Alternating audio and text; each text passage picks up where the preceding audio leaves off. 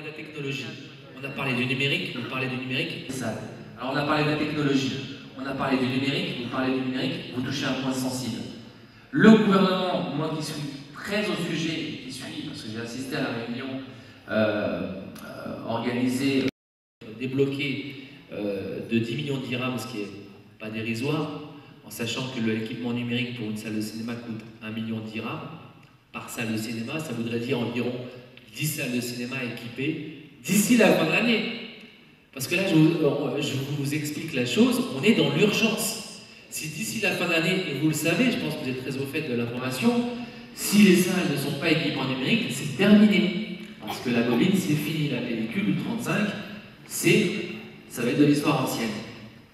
Donc, les distributeurs amènent ces copies en numérique.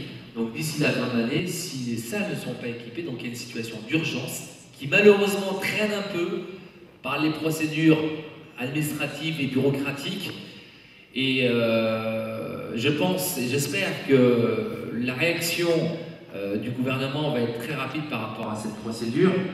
Il y a un comité qui a été mis en place, dont le président est Rachid Andalousi, pour information, qui est président de Casa Mémoire, qui est partenaire avec nous, donc d'autant plus sur le fait de la sensibilité par rapport au patrimoine, parce qu'il faut numériser ces salles et les prioriser par leur impact qu'elles ont, et aussi être démocratique. Parce qu'aujourd'hui, à l'heure où je vous parle, des jeunes comme vous à Agadir n'ont pas de salle de cinéma. Des jeunes à Ouarzazate, qui est notre Hollywood marocain, n'ont pas accès aux salles de cinéma. Donc, il faudrait concentrer cette aide, et moi je le dis ouvertement, il faut être clair dans l'information, il faudrait délocaliser le fait que, voilà, ce ne soit pas aussi des villes où il y a déjà énormément de salles de cinéma, mais visons géographiquement le sud, le nord, Rabat qui mériterait d'avoir quand même une grande salle de cinéma. On a parlé de Zawa, il y a le Royal qui est plus ou moins en activité, qui est en activité, et le propriétaire fait un petit effort aussi.